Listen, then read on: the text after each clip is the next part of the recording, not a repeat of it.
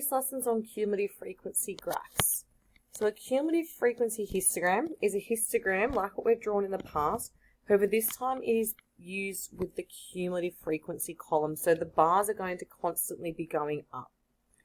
The cumulative frequency polygon does have a different name. This is what we call an ogive. It's the same as our histogram. However, we start in the bottom left-hand corner and we draw a line to the top right-hand corner of each column in that cumulative frequency histogram.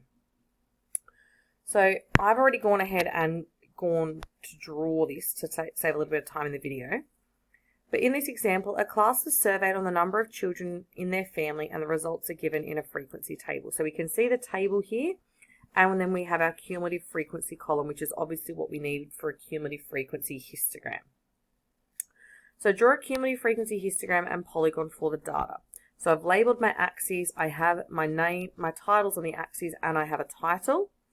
And what I've done is I've done these in two colors. So my cumulative frequency histogram are the black columns, and then the ogive or that polygon is in green.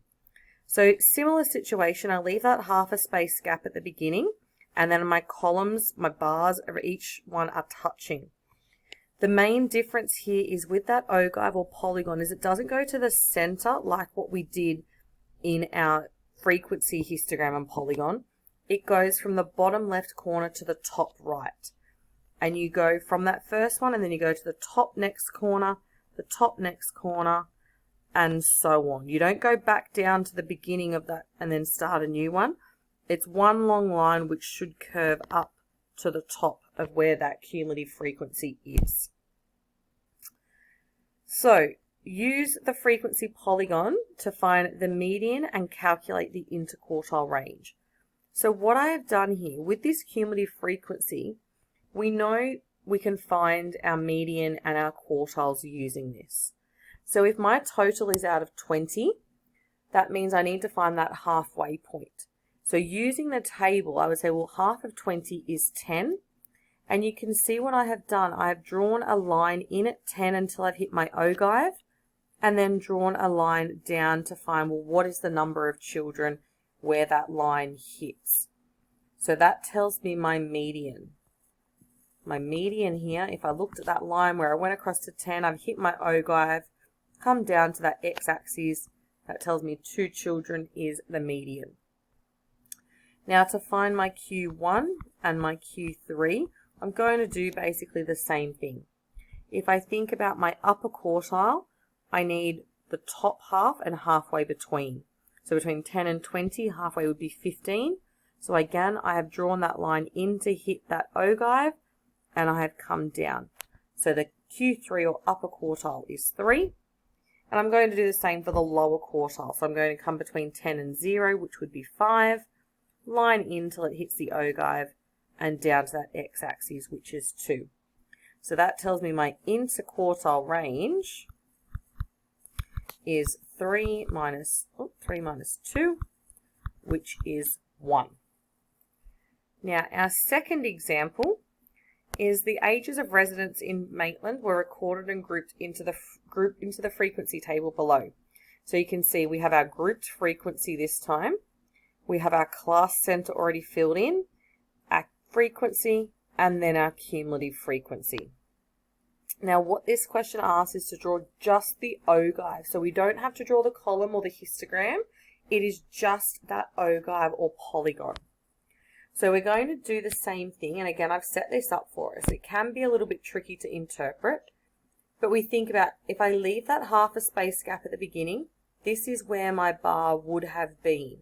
And all I'm doing is putting the dot for the cumulative frequency where the top corner, that top right hand corner of each bar would be if it was drawn.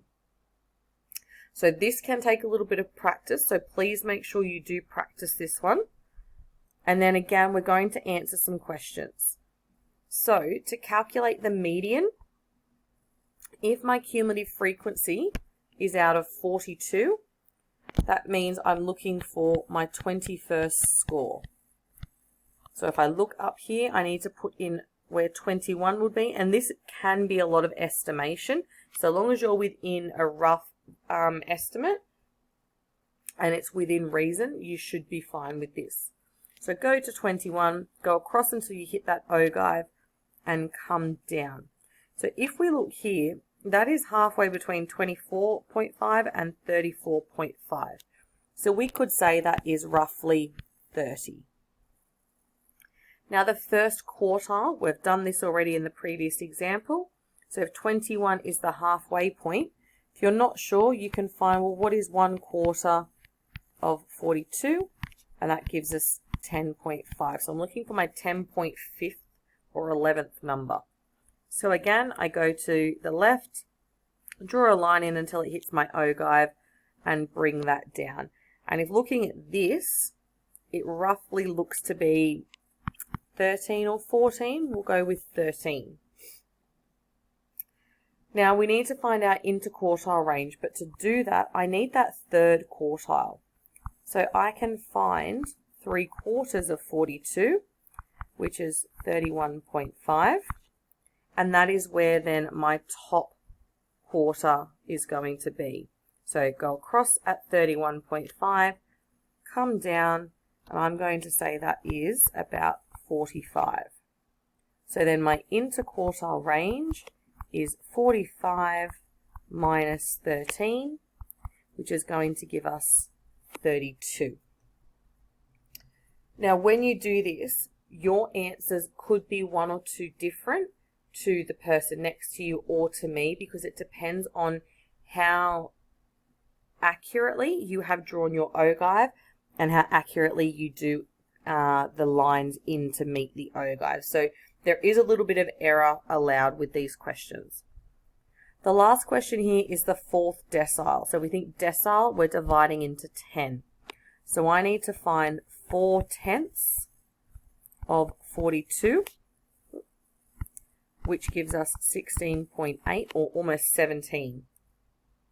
So if we go into just where roughly 16.8, 17 would be, again, draw my line until I hit my ogive and come down, and that is going to be about 24.